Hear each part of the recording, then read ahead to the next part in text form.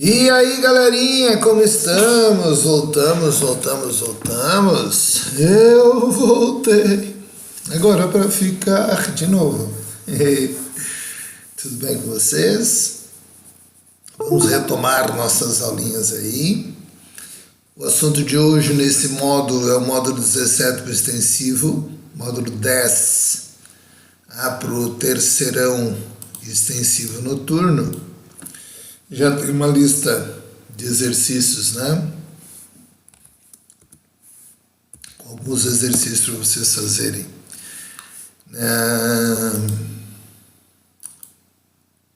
No estudos, né? E vocês devem fazer, relativo a essa aula, todas as questões desses módulos, tá? Esses módulos são extremamente importantes, então não dá para deixar de fazer nenhuma questão. Tá? Então, terceirão extensivo noturno, todo módulo 10 e o extensivo, o módulo 17. Tá de boa? Então, vamos lá. Esse é um dos assuntos que mais tem caído aí nos últimos vestibulares. Pessoal federal, praticamente, vocês vão observar, se vocês pegarem as últimas provas, aí muitas questões sobre isso. Então isso é, na verdade, junto com o cálculo estequiométrico, o que mais tem aparecido aí. Então tem algumas coisas assim que tem se repetido muito nos últimos anos. E essas duas aulas que vêm agora na sequência, que é essa aula 17, né? O número da aula que está gravada lá e a aula 18, são duas aulas fundamentais, tá? Então, é extremamente importante que vocês façam essas duas aulas com muito carinho aí, tá bom? Então vamos lá. Começamos aí as forças intermoleculares, né? O que quer dizer inter, além de timinho, timeco e freguês do Grêmio, né? Além disso, tô com uma colorada aqui do meu lado que já me deu, viu a mão me dando soco? Ela é assim que ela me trata quando eu falo mal do Inter. Só tomo porrada, então eu tenho que de alguma forma me cobrar, entendeu? Daí a gente fala essas coisas. Então esse intermolecular quer dizer entre moléculas, né? Então não é o timinho, timeco, freguês do Grêmio. E essas ligações entre moléculas, como o nome está dizendo, moléculas são compostos formados por ligação covalente. Então a ligação é entre compostos formados por ligação covalente. Porque quando o composto é iônico, pessoal, a gente já sabe, composto iônico tem altos pontos de ebulição, todos sólidos, né?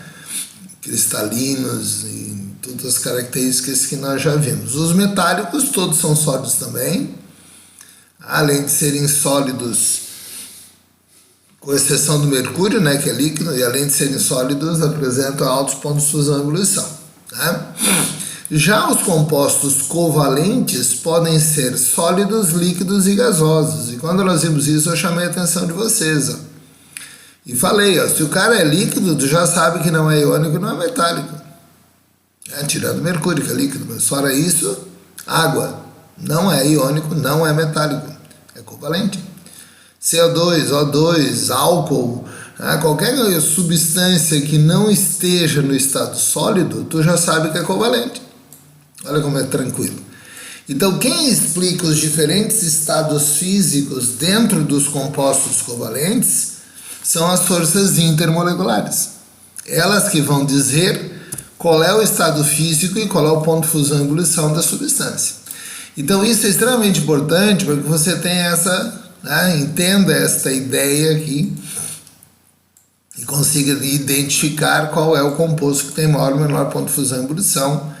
E a partir daí também a relação com a solubilidade, porque quando o composto faz força intermolecular com o outro, tu faz com que essas substâncias interajam entre si e uma seja solúvel na outra. Então essa interação explica também a solubilidade dos compostos, né? Então essas ligações que ocorrem entre esses átomos, entre essas moléculas, foram descobertas primeiramente por um carinha chamado Van der Waals. Então todas elas eu poderia chamar de forças de Van der Waals. Mas aí foram surgindo novas forças de atração aí. E em função disso foram dados novos nomes, né? Mas genericamente todas seriam forças de Van der Waals. Então as forças de Van der Waals a princípio se dividiriam em dois tipos: dipolo induzido ou dipolo instantâneo e forças de atração dipolo-dipolo. A força de atração dipolo instantâneo, dipolo induzido ou London, forças de dispersão de London, são forças que acontecem entre moléculas apolares. Então daí a necessidade de você saber quem é que é polar ou apolar, né? Coisa que nós vimos na aula anterior. Então é importantíssimo que você tenha esse conhecimento para que você possa agora entender o que vai acontecer aqui. Então as ligações entre moléculas apolares são ligações chamadas de dipolo instantâneo, dipolo induzido ou London. Alguns vestibulares vão chamar simplesmente forças de Van der Waals, que é entre molécula apolar. Tudo bem? Então cuida. Ligação entre molécula, não é entre átomos. Ligações entre átomos interatômicas são iônica, metálica e covalente. Então isso aqui é uma molécula com uma molécula, água com água, O2 com O2. Então são moléculas fazendo ligação entre si. Então, se você imaginar que uma molécula é apolar, pessoal, entre essas moléculas não teria atração. Como é que uma vai atrair a outra? Só que pode acontecer por um choque entre elas. Então, uma molécula bate na outra. Quando uma molécula bate na outra, é como se uma amassasse a outra. É como se uma deformasse a outra. E uma deformação de uma molécula significa empurrar os elétrons de uma ou de outra um pouco mais para o lado. E quando você empurra esses elétrons um pouco mais para um lado, você está formando o que nós chamamos um dipolo elétrico, que não existia, mas que foi formado em função desse choque. Esse dipolo elétrico induzido, instantâneo, porque ele forma e desaparece, é que vai acontecer aqui entre eles uma atração. Então, quando uma molécula bate na outra e forma esse dipolo elétrico, entre esses dipolos vai ocorrer uma atração, porém é uma atração fraca, porque o dipolo elétrico na verdade não existe, ele foi formado momentaneamente e logo ele vai desaparecer. Portanto, é uma força de atração fraca, mas é uma força de atração que pode aumentar de intensidade dependendo do tamanho da molécula. Quanto maior for a molécula, maior a possibilidade de se formar esses dipolos induzidos e, consequentemente, maior vai ser essa força de atração entre elas, entre essas moléculas. Então, essa é a primeira força de atração, que vai ocorrer entre esses dipolos que não existem, mas que foram formados momentaneamente. Então, aqui está mostrando, por exemplo, a molécula de hidrogênio não polar. Quando uma bate no outro, forma esse dipolozinho induzido. E entre elas está ocorrendo essa atração, que faz com que essas moléculas permaneçam unidas. Então, quando você imaginar por que uma substância é gasosa, porque uma não atrai a outra. Uma está longe da outra. O oxigênio é gasoso porque uma molécula de oxigênio não quer saber de ficar perto da outra molécula do oxigênio.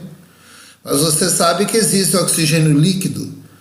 Por exemplo, nos cilindros que se usam em hospitais, aquele oxigênio dentro dos cilindros é líquido.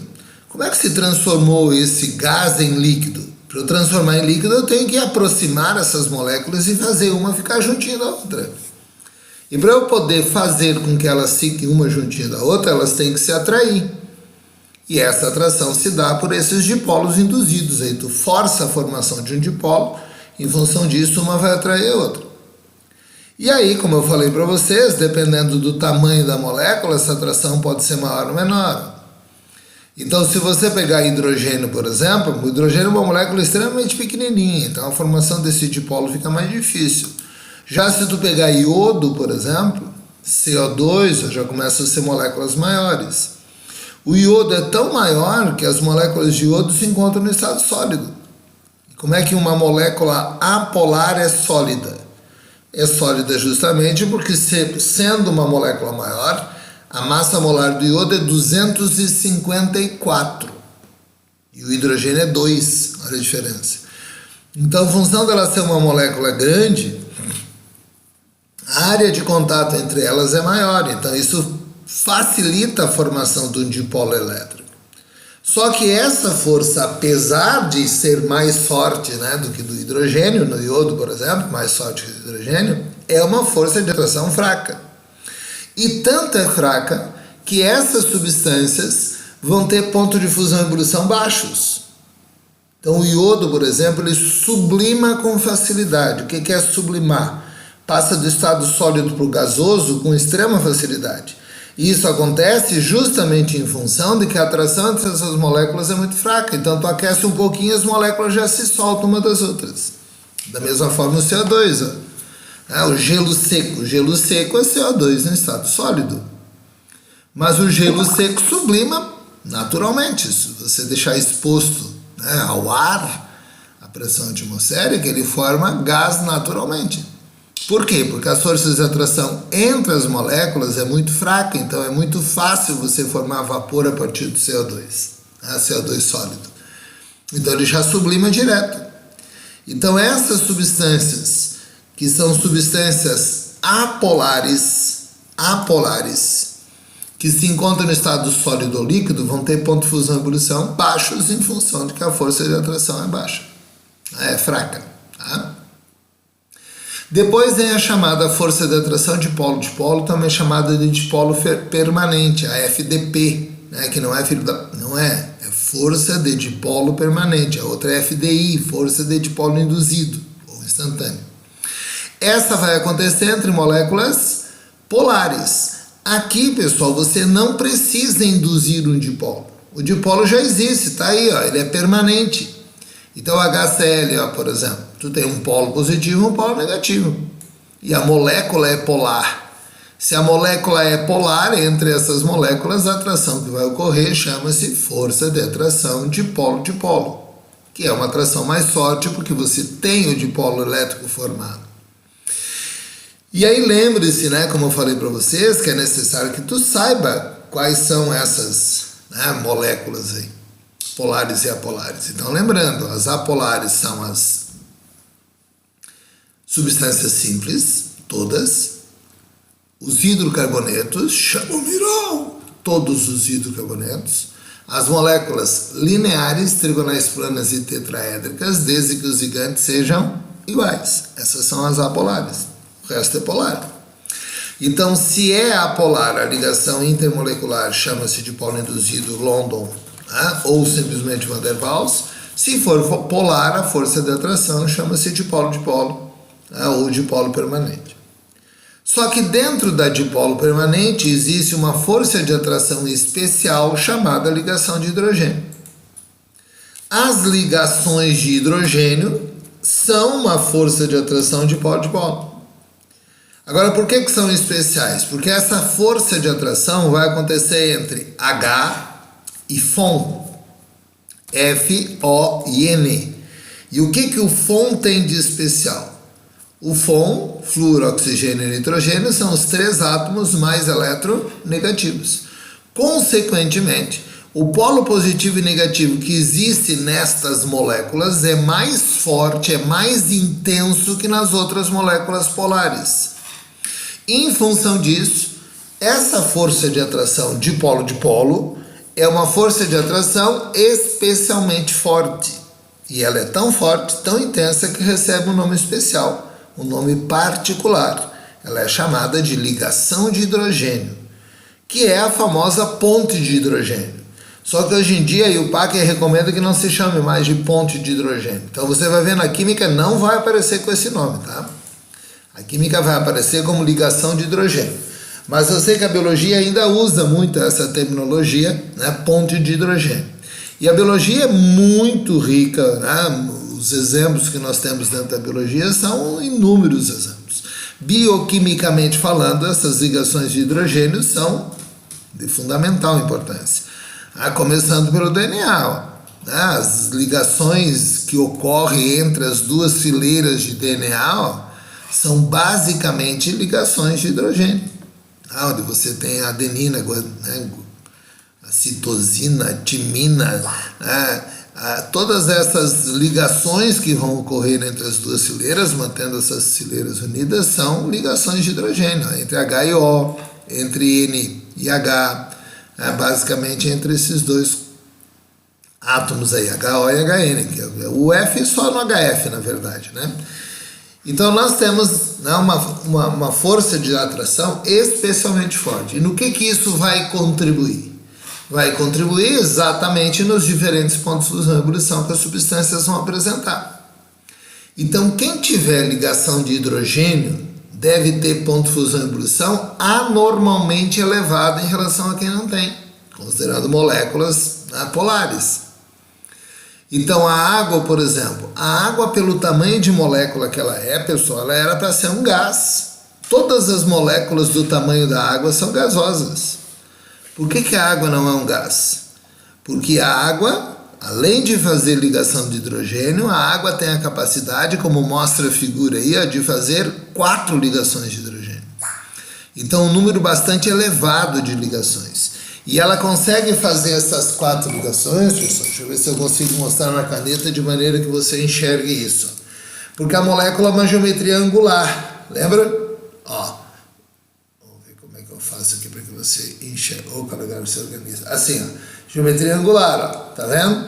Se você pegar uma outra molécula de água, que também tem geometria angular, você vai perceber que a interação entre elas se dá de maneira fácil, porque elas estão no mesmo plano. Então elas interagem com bastante facilidade uma com a outra. São moléculas planares. Então eu consigo fazer com a água 4 ligações intermoleculares. Isso faz com que ela tenha ponto de fusão e ebulição anormalmente elevado em função do seu tamanho de molécula. Ela é para ser gasosa, como eu comentei. Então essas ligações intermoleculares vão explicando essas diferenças, que são importantíssimas. Nós vamos ter uma aula agora só falando sobre isso, sobre as propriedades, né, físicas dos compostos que estão relacionadas justamente, né, com os diferentes pontos, com as diferentes forças de atração intermoleculares. Tudo bem? Então em cima disso aí vocês veem alguns exercícios. Então, para que você possa acompanhar e não se perder aí, esse exercício é o exercício número 1 do módulo 17, tudo bem? E é o exercício extra, tá lá nos exercícios de aplicação, mas dentro dos exercícios de aplicação tem 3 e depois tem 2 extras. Ele é o exercício extra número 5, tá? Exercício extra número 5. No módulo 10, que é do terceirão e extensivo. Então está falando aí, os alimentos são formados por uma combinação de diversas substâncias químicas, com diferentes funções e quantidades que nas proporções corretas rendem os saborosos produtos que consumimos frequentemente. Alguns exemplos são mostrados no quadro a seguir, cujo conteúdo é importante para responder essa questão. Então você tem aí todas as suas substâncias, chocolate, que tem esses compostos, café, biscoito, goma de mascar, todos esses compostos que aparecem aí, tudo bem? Então esses são os compostos que nós temos que fazem parte isso é o tipo de questão típica da UFSC. Vocês vão observar que esse é o tipo de questão que aparece muito. Essa não é da UFSC, é uma questão do IFSC. Mas se você pegar as questões da UFSC, vocês vão ver o número absurdo de questões que estão relacionadas a isso. Então, olha lá. Com base no exposto anteriormente, é correto afirmar que, ao ingerir chocolate, imediatamente após um copo que tem 200 ml de água mineral, será formado no estômago uma mistura homogênea entre o ácido esteárico, a água e a teobromina. Aí tu tem que olhar, esses compostos, Aqui estão, no chocolate, ácido esteárico, água e teobromina. Volta lá, e você vai observar onde é que estão os ácido esteárico. Olha aí, ácido esteárico. Teobromina. Olha o tamanho da cadeia do ácido esteárico. Uma cadeia carbônica extremamente grande. Toda essa parte da cadeia carbônica ela é apolar. A teobromina, dá para dizer que ela é bastante polar. Por quê? Porque tem bastante N e bastante O. Então essa é polar, mas essa só tem uma cabeça polar. Então esse ácido esteárico em água ele deve ser muito pouco solúvel, em função de que a parte orgânica é muito grande em relação à outra parte. Entenderam o esquema? Então vai formar uma mistura homogênea? Não deve ser homogênea, porque esse ácido esteárico é muito mais apolar do que polar. Café e chocolate têm em sua composição cafeína e teobromina, respectivamente, que são isômeros óticos. Aí você vai olhar os dois e você vai ver, né? Cafeína, né? E a teobromina. Para que sejam isômeros óticos, eles têm que ser exatamente a mesma substância e a diferença tem que ser, a fórmula, né, molecular tem que ser a mesma, a fórmula estrutural é a mesma, mas a diferença tem que estar no desvio da luz polarizado, né? Então, se você olhar ali, não tem como você saber se são ou não, a não ser que tenham exatamente a mesma fórmula molecular. Então, cafeína e teobromina, olha para ver se tem a mesma fórmula molecular, né? Olhando assim, tu tem que, né? Cafeína está aqui, olha bem com cuidado, teobromina está aqui. Vai, olha, você vai ver, né, que não são exatamente a mesma substância. Tá? Consegue enxergar que não são exatamente a mesma substância? Consequentemente, não deve ser isômeros óticos. Tá? Não tem como você fazer esta análise desta forma. Tá? Você teria que ter mais informações sobre isso. Embora a borracha do estireno butadieno seja insolúvel em água, considerando sua estrutura polimérica, acredita-se que o xilitol presente na goma de mascar interaja com a borracha por meio de ligações de hidrogênio. Então tem que olhar lá o xilitol e a goma de mascar e ver se é possível isso. Tá? Então o xilitol é esse. Goma de mascar do estireno butadieno, onde é que está? Agora me perdi. Mascar está falando o xilitol no goma interage com a borracha por meio de ligações de hidrogênio. Estireno butadieno. Onde é que está o estireno butadieno? O estireno butadieno só tem compostos, só tem carbono e hidrogênio, portanto ele é um hidrocarboneto. Tem como o xilitol fazer ligação de hidrogênio com esse composto? Não tem. Né? Não tem porque não tem H com O, H com N, H com F. Ao ingerir chocolate juntamente com um biscoito doce, ocorrerá no estômago uma reação ácido-base entre o ácido esteárico e a sacarose. Aí você olha o ácido, esse é um ácido, mas a sacarose não é uma base. A sacarose tem uma série de grupos OH, pessoal, mas esses grupos OH da sacarose não são grupos OH ionizáveis. Né? Então é OH ligado a carbono, isso aqui não é uma base. Então, falsa afirmativa também. A característica ácida da borracha do estireno butadieno faz com que a ato da goma gastar após ingerir um biscoito doce seja interessante, já que a sacarose de caráter alcalino interage com a goma e não, né? Falso também, né, gente? A característica ácida da borracha do estireno butadieno. Onde é que está a característica ácida do estireno butadieno? Não tem característica ácida aqui, tá? Não tem nenhum grupo que faça com que a gente considere que esse composto seja um ácido. Então, falso. O xilitol presente na goma de mascar interage com a água que constitui a saliva por meio de ligações de hidrogênio. Agora sim, né? Se olhar o xilitol, ele é cheio de OH. Ó. Em função disso, em função dele ter esse número, né, um grande número de H com O, e a saliva que é formada pela água, né, também tem HO, entre o xilitol e a saliva, aí sim vamos ter essas chamadas ligações de hidrogênio. Portanto, correta essa afirmativa. Fechou? Essa questão é a questão 1 do módulo 10 e é a questão extra 5 do módulo 17. Os parâmetros das bases na dupla hélice da molécula de DNA ocorrem por meio de que tipos de ligação? Então está dizendo, analise as formas estruturais das bases nitrogenadas que compõem o DNA. Então, essas são bases nitrogenadas, que eu mostrei antes para vocês. Não precisa nem olhar, né, para saber, né? Essa é bem fácil. Então, essas ligações são as chamadas ligações de hidrogênio. Então, Você já sabe lá da biologia, inclusive, não precisava nem usar química para responder essa questão. Questão número 2 do módulo 17, que é a mesma questão número 2 do módulo 10. A paginação está colocada embaixo aí. O Prêmio Nobel de Química de 2017 foi concedido aos pesquisadores Joaquim Frank, Richard Anderson e Jacques Dubochet pelo desenvolvimento da técnica de microscopia eletrônica criogênica, que permite a visualização tridimensional de biomoléculas. A técnica consiste no resfriamento rápido, né, o prefixo crio, né, gênico lá, abaixo de menos 135 da água intracelular, levando à formação de um sólido não cristalino denominado água vitrificada.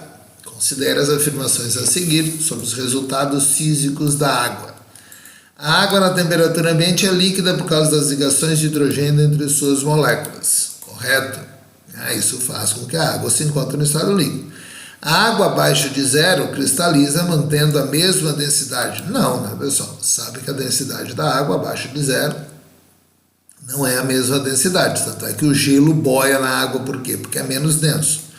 O resfriamento rápido da água, empregada no método da microscopia eletrônica criogênica, evita a formação de cristais e mantém a integridade celular. Então isso ele está, né, colocando lá. Sim, não vai mudar a estrutura, né? Não vai mudar a estrutura celular, né? Então não são cristais, cristais seriam um ordenamento mais, né, organizado dessa água. Então, pela leitura do texto, né, está dizendo lá, é um sólido não cristalino, tá? Então não evita formações de cristais, e também ele fala em manter essa integridade celular. Então, correto, afirmativo, 1 e 3 aí. Enem, derramamentos de óleo, módulo 17, questão 3, módulo 10, questão 3. Derramamento de óleo, né, na água do mar. Os produtos conhecidos como dispersantes são usados para reduzir a tensão superficial do petróleo derramado. Aliás, uma questão bem importante pode cair esse ano falando, inclusive, daquele óleo lá do Nordeste, né? Que é um óleo diferente, se você lembrar, que era um óleo que afundava. O normal é que o óleo boia na água. Como é que o óleo afunda? Aí você vai perceber que existem alguns óleos desses que são mais densos que a água, né? Que são óleos aromáticos, na real. Cadeia carbônica muito grande, isso faz com que a densidade dele aumente, tá? Então, conhecidos como em derramamento de óleo de mar, os produtos conhecidos como dispersantes são usados para reduzir a tensão superficial do petróleo derramado, permitindo que o vento e as ondas quebrem a mancha em gotículas microscópicas. Essas são dispersadas pela água do mar antes que a mancha de petróleo atinja a costa. Na tentativa de fazer uma reprodução do efeito desse produto em casa, o estudante prepara um recipiente que tem água e gotas de óleo de soja. Disponível apenas azeite, vinagre, detergente, água sanitária e sal de cozinha. Qual dos materiais disponíveis provoca uma ação semelhante à descrita acima? Bom, pessoal, o que é um dispersante da gordura? Então isso vai mais até do teu conhecimento, né, empírico aí, do que necessariamente conhecimento químico, né? Todo mundo sabe que para gordura a gente usa detergente, então, né, mesmo que você não soubesse nada de química, essa é uma questão que você poderia responder pela lógica, né? Pelo aquilo que você, né, faz na cozinha, eventualmente. Questãozinha do desk, perguntando aqui, em que moléculas eu tenho ligação de hidrogênio? Então, metano tem ligação de hidrogênio? Não. Por que não? Posso já olhar e dizer não. Porque não tem H com O, H com N, H com F. Então, metano aqui já está fora. Etano também não. Não tem nenhum lugar H ligado com FON. Metilamina. Opa, metilamina tem N com H, H com N. Sim. Metanol, sim. H com O. Água, sim. Pronto. Então, essas três moléculas têm ligação de hidrogênio. Questãozinha da UFSC. A adulteração da gasolina visa a redução de seu preço e compromete o funcionamento dos motores. De acordo com as especificações da Agência Nacional do Petróleo, a gasolina deve apresentar um teor de etanol entre 22% e 26% em volume. A determinação do teor de álcool na gasolina é feita através do processo de extração com água. Considere o seguinte procedimento efetuado na análise de uma amostra de gasolina. Numa proveta de 100 ml, tu bota 50 ml de água e 50 ml de gasolina. Essa gasolina tem álcool dissolvido. Após a agitação e repouso, observou-se que o volume final da gasolina foi de 36, significa que diminuiu 14, né? Tinha 50. Esse 14 que saiu da gasolina era álcool. E por que o álcool sai da gasolina e vai para a água? Porque o álcool é polar, a gasolina é apolar. Mas daí tu vai dizer, tá, mas como é que o álcool dissolveu na gasolina? Porque o álcool, não se esqueça, ele vem de um hidrocarboneto, ele tem 2 carbonos, né? O etanol, falando do etanol, que é o álcool que tem na gasolina. Quando fala álcool é a função, mas esse é o etanol. Esses 2 carbonos que vêm do hidrocarboneto fazem com que ele seja solúvel na gasolina, que é um hidrocarboneto. Só que se você colocar álcool na água, ele também dissolve na água. Por quê? Porque ele tem OH.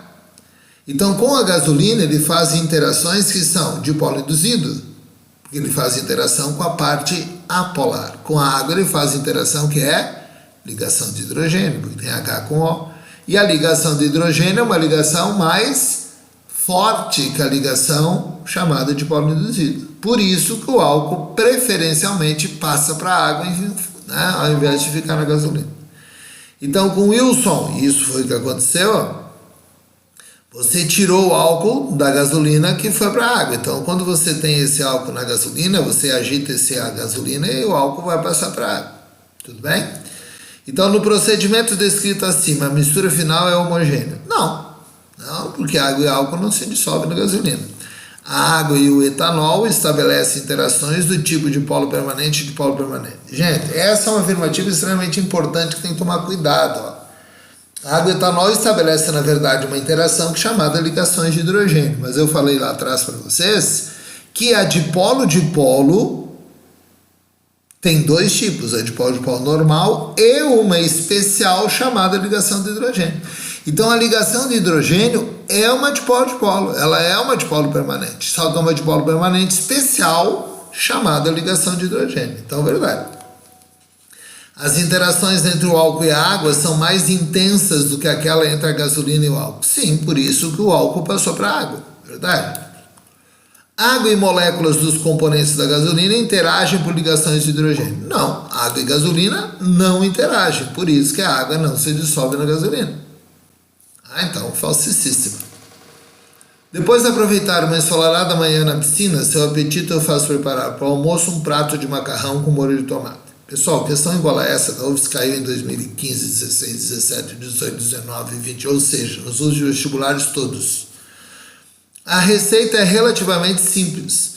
Cozinhar macarrão em água com sal, cloreto de sódio, preparar o molho de tomate com azeite, tomates picados, cebola, alho e sal. Cada um desses ingredientes tem uma classe de compostos químicos característicos, que são exemplificados a partir das substâncias encontradas abaixo.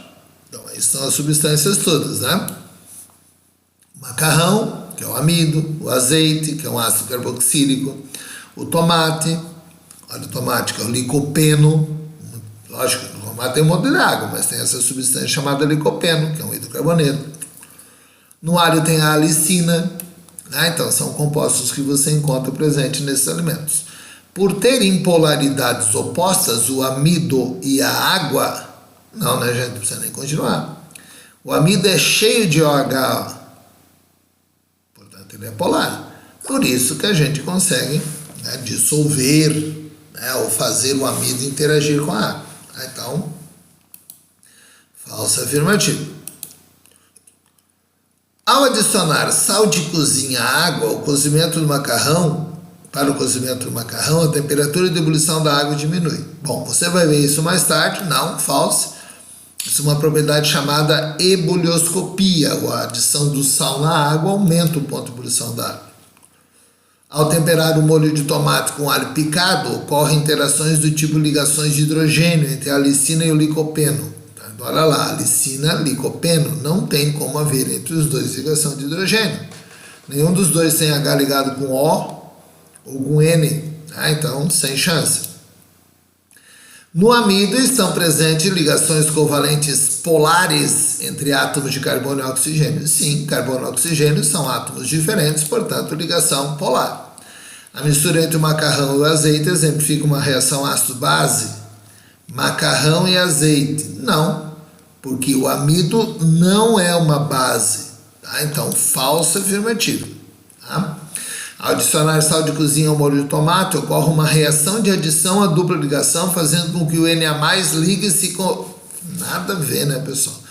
O íon positivo, o metal, vai fazer ligação covalente, sem chance. As ligações entre carbono e enxofre, assim como as ligações entre átomos de enxofre na molécula de alicina, possuem caráter covalente. Sim, porque são não metais. Ok? Bom, tem outra questão aqui da UFSC 2020, como eu falei para vocês, questões que são sempre relacionadas à análise das substâncias e a interação ou não entre elas, tá? Então tá aí prontinha a outra UFSC 2020, isso aqui é uma festa. Então tem outras questões aí que estão relacionadas, tá? A esse assunto.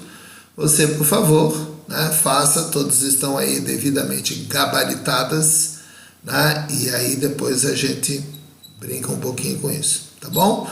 De repente eu faço uma aulinha aí de exercício só sobre esse assunto. Valeu, moçada. Um abraço.